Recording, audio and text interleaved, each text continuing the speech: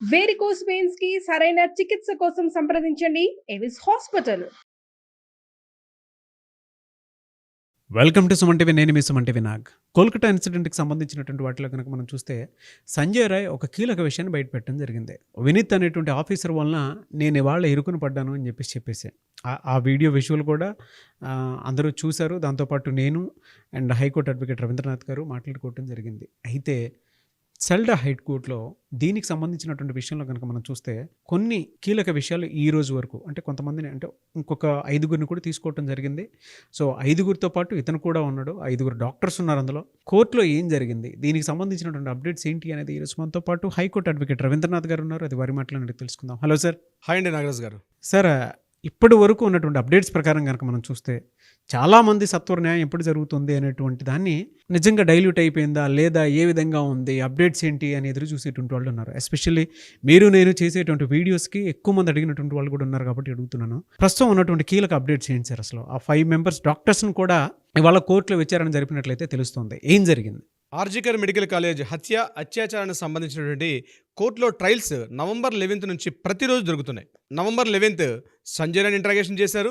తర్వాత నిన్న మంగళవారం నాడు మరికొంతమంది ఇంట్రాగేషన్ చేయడం కూడా జరిగింది. ఈ మొత్తం కూడా ఈ విధానం అంతా కూడా ఇన్ హౌస్ కెమెరాలో జరుగుతుంది. కోర్టులో నేను చెప్పడం జరిగింది ఇన్ హౌస్ కెమెరా ఎలా చేస్తారో కూడా. ముఖ్యంగా జడ్జి గారు ఉంటారు, అడ్వకేట్స్ ఉంటారు, డిఫెన్స్ వైపు నుంచి, అదేవిధంగా వాద ప్రతివాదాలకు సంబంధించి ఇద్దరు అడ్వకేట్స్ ఉంటారు. అట్ ద సేమ్ టైం ఎవరైతే కేసులో ప్రధానంగా నేరారోపణ చేయబడినటువంటి నిందితులు ఉన్న వాళ్ళు కూడా పార్టిసిపేట్ చేస్తారు.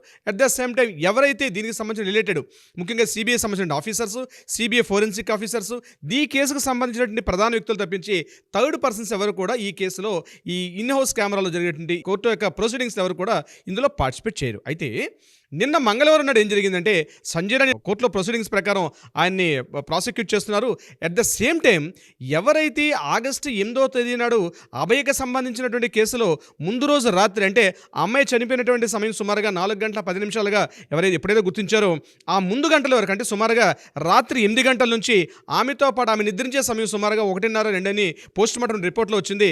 రాత్రిపూట పీజీటీ విద్యార్థిగా ఆమె చేస్తున్న మిడ్ నైట్ డ్యూటీలో అంటే 36 గంటల పాటు డ్యూటీలో భాగంగా ఆవిడ ముందు రోజు రాత్రి 8 గంటల నుంచి రాత్రి ఆమె నిద్రపోయే సమయానికి ఏదైతే 1:30-2 అని చెప్తున్నారో ఈ టైం వరకు ఎవరైతే ఆమెతో పాటు ఉన్నటువంటి 5గురు జూనియర్ అడ్వకేట్స్ని చెప్పారో ఆ 5గురు జూనియర్ అడ్వకేట్స్ని కూడా నిన్న ప్రాసిక్యూట్ చేయడం జరిగింది.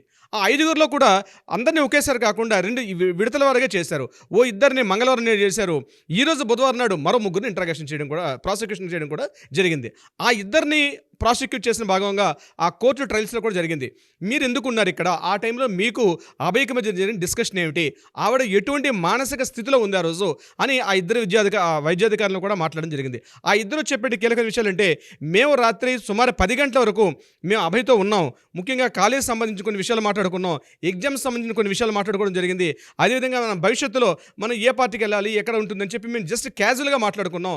అంతకుమించి మీకు ఆమె యొక్క వ్యక్తిగత విషయాలు కానీ, ఆమె మీద మానసిక ఒత్తిడి ఉందా లేదా, అదేవిధంగా సందీప ఘోష్ మీద కానీ ఆమె యొక్క మానసిక స్థితి ఏమిటి అన్న విషయం మీద ఆ సింగిల్ జడ్జి గారు కంటిన్యూగా క్వశ్చన్స్ వేయడం జరిగింది. ఆ క్వశ్చన్స్లో భాగంగా మేము కేవలం 10 గంటల వరకే ఆమెతో పాటు ఉన్నాం. మేము 10 గంటలకు అయిపోయింది, మరలా మాకు డ్యూటీ, మేము 3rd ఫ్లోర్లో ఆ సెమినార్ హాల్లో 3rd ఫ్లోర్లో ఉన్నాం, మేము పైన ఎమర్జెన్సీ వార్డులో. తర్వాత మేము కిందకు వచ్చేసాం 10 వరకు అని చెప్పారు. ఆ తర్వాత ఈవినింగ్ 7 o'clock నుంచి 1 గంట వరకు 5 విద్యార్థులు ఉన్నారు. 8 గంటల నుంచి 10 గంటల మధ్యలో మాత్రం స్టూడెంట్స్ వెళ్తున్నారు వస్తున్నారు. 10 గంటలకి ఇద్దరు విద్యాధికారులు అంటే ఇద్దరు స్టూడెంట్స్ కిందకు వచ్చేసారు. జూనియర్ డాక్టర్స్ ఇద్దరు కూడా వచ్చేసారు. మిగిలిన 3 కూడా ఆమెతో పాటు ఉన్నారు. అప్ టు ఆమె స్లీపింగ్ పడుకునే అంటే ఆమె నిద్రపోయేదాకా ఉన్నారు. అయితే ఈరోజు బుధవారం నాడు ఆ మిగిలిన 3 కూడా ప్రాసిక్యూట్ చేయడం జరిగింది. ఆ ప్రాసిక్యూషన్ భాగంగా జడ్జి గారు క్వశ్చన్స్ అడుగుతున్నారు. ఈ 3 డాక్టర్స్ కూడా మాట్లాడడం జరిగింది. ఏమని చెప్పారంటే రాత్రి మేము 10 గంటల సమయంలో మేము ఫుడ్ ఆర్డర్ చేసాం, స్విగ్గీలో ఆర్డర్ చేసాం. మేము ఆర్డర్ చేసినప్పుడు మాకు వచ్చేసరికి రాత్రి 12:40 మాకు ఫుడ్ వచ్చింది. మేము అభయ్తో కలిసి మేము కూర్చుని భోజనం చేయడం జరిగింది. ఆ ఫుడ్ తీసుకొని మేము తీసుకున్నాం. ఆ bread at the same time bread omelette ఇట్లాంటివన్నీ కూడా మేము ఆర్డర్ చేస్తాం, తీసుకొని తిన్నాం. ఆ తర్వాత మీరు ఏం చేశారు అని అడిగారు న్యాయమూర్తి గారు. అడిగినప్పుడు మేము ఒలింపిక్స్లో జావలిన్ త్రో ఆ ఈవెంట్ జరుగుతుంది, మాకు చాలా interest, football and javelin throw చాలా ఇష్టం మాకు, అందుకని ఆ ఈవెంట్ జరుగుతున్న సమయం జావలిన్ త్రో మేము చూస్తున్నాము. అది సుమారుగా రాత్రి 12:30 12:40 మేము మా మొబైల్లో ఆ ఒలింపిక్స్ గేమ్స్ అవుతుంటే అందులో జావలిన్ త్రో గేమ్స్ మేము చూసాం అని ఆ 3 కూడా ఒకటే మాట చెప్పడం జరిగింది. దీనికి క్రాస్ ఎగ్జామినేషన్ చేసినటువంటి మన గవర్నమెంట్ పీపీ గారు కూడా ఇమీడియట్గా చెక్ చేసి ఆ టైంలో అదే సమయంలో వాళ్ళు చెప్పిన సమయంలో ఒలింపిక్స్లో జావెలిన్ త్రో గేమ్స్ కూడా జరుగుతున్నట్టుగా నిర్ధారణకు వచ్చారు. తర్వాత 12:40 నుంచి 1 గంట సమయంలో నాకు నిద్ర వస్తుందని చెప్పి అభయ సెమినార్ హాల్లో ఉన్నటువంటి మ్యాట్రస్ మీద మత్తుగా తన ఒళ్ళు వాల్చి తన ఒక పక్కకి ఒత్తిగిలి పడుకున్నారు ఆవిడ. నేనేం చేశానంటే అందులో ఒక జూనియర్ డాక్టర్ చెప్పింది, నేను అక్కడి నుంచి రెస్ట్ రూమ్కి వెళ్ళిపోయాను. ఇంకొక అబ్బాయి ఇమీడియట్గా 3rd ఫ్లోర్కి వెళ్ళారు సెమినార్ హాల్లో. ఒక ఆయన కంప్లీట్గా మళ్ళీ ఒకసారి రౌండ్స్ వేద్దామని చెప్పేసి ఆ ఓపెన్ ఎయిర్లోకి వెళ్తూ నేను స్మోక్ చేసుకుంటూ ఓపెన్ ఎయిర్లో తిరిగానని చెప్పి మరొక డాక్టర్ చెప్పడం జరిగింది. సో మేము అప్ టు 1 గంట 10 వరకు మేము జస్టిస్ అభయ్తో ఉన్నాం. ఆ తర్వాత సంఘటన ఏం జరిగింది మాకు తెలియదని చెప్పి ఈ ముగ్గురు కూడా ఈరోజు కోర్టులో ఈ ప్రాసిక్యూట్ చేసిన భాగంగా వాళ్ళు చెప్పడం జరిగింది. అయితే ఇక్కడ కీలకమైన విషయం ఏంటంటే ఈ యొక్క ప్రాసిక్యూషన్ జరుగుతున్న మొత్తం సమయంలో కూడా సంజయ్ రాయ్ అదే సమయంలో అక్కడ ఉండడం జరిగింది. సంజయ్ రాయ్ మాత్రం ఎట్టి పరిస్థితుల్లో మాట్లాడవద్దు, మేము మాత్రం ప్రాసిక్యూట్ చేస్తున్నాం, ఆ ప్రాసిక్యూషన్ చేస్తున్న సమయంలో నువ్వు మాత్రం మాట్లాడొద్దని చెప్పి మాట్లాడే ప్రయత్నం సంజయ్ రాయ్ చేసినప్పుడు కూడా మాట్లాడవద్దని జడ్జి గారు అని చెప్తే ఇమీడియట్గా సంజయ్ రాయ్ అక్కడ ఆగిపోయాడు. ఈరోజు మధ్యాహ్నం 12:40 ఆ ప్రాంతంలో సంజయ్ రాయ్ ఒక్కడనే కోర్టు యొక్క వెనక వైపు నుంచి, ఎందుకంటే లాస్ట్ టైం జరిగింది మీడియా యొక్క ఇబ్బందులు గురయ్యారని చెప్పి చాలా తక్కువ మంది పోలీసు సిబ్బందితోటి ముఖ్యంగా మీడియాకి కనబడకుండా దూరంగా ఉండి మీడియాకి పూర్తిగా ప్రవేశం లేకుండా వెనక డోర్ నుంచి సంజయ్ రాయ్ని బయటికి పంపించడం జరిగింది. ఈ ముగ్గురును కూడా కంటిన్యూగా 3.5 గంటల పాటు ఈ ముగ్గురు యొక్క డాక్టర్స్ని కూడా విచారించడం జరిగింది. సో మొత్తానికి కోర్టులో ఏదైతే సెల్డా సెషన్స్ కూడా జరుగుతున్న ఈ ప్రాసిక్యూషన్లో భాగంగా మాత్రం కొంత కఠినతరంగా జరుగుతోంది.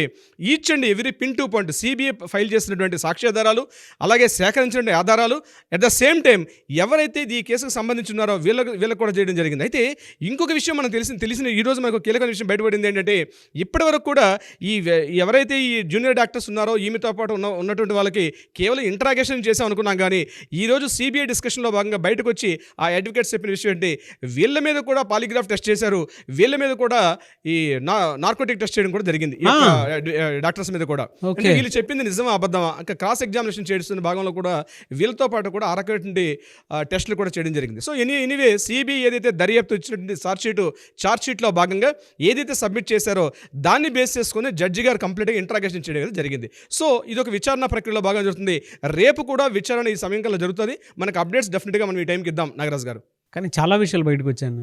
అందులో ఒక 5 డాక్టర్స్కి నార్కోటిక్ టెస్ట్, దాంతోపాటు పాలిగ్రఫీ టెస్ట్ జరిగిందని చెప్పేసి చెప్పడం జరిగింది. అండ్ మొన్న మీడియా కథనాల ప్రకారం అయితే కేసు మొత్తం యూటర్న్ తీసుకుందాం అనుకునేటువంటి ఆలోచన అయితే డెఫినెట్గా కలిగిందండి. There is no doubt. And ఇంకొకటి అప్డేట్స్ అసలు దీనికి సంబంధించి ఎందుకు రావట్లేదు, డైల్యూట్ అయిపోయిందా అని ఆలోచించుకునేటువంటి వాళ్ళకి ప్రతి ఒక్కరికి కూడా లేదు, సెల్డా కోర్టులో దీనికి సంబంధించినటువంటి ఏవైతే విచారణలు జరుగుతూ ఉన్నాయో అవి కంటిన్యూ అవుతూ ఉన్నాయని చెప్పేసి మనకు కొన్ని కీలక అప్డేట్స్ రావడం కూడా చాలా మంచి విషయం, చెప్పడంలో ఏమాత్రం డౌట్ లేదండి. బట్ ఏదేమైనా సరే అన్న ఈ కేసుకి సంబంధించి we want justice, we demand justice. Anyways thank you అన్న, thank you so much Ravindranath garu. Thank you so much Nagaraj garu. Suman టీవీలో మీ పర్సనల్ అండ్ బిజినెస్ ప్రమోషన్స్ కోసం కింది నెంబర్కి కాంటాక్ట్ చేయండి.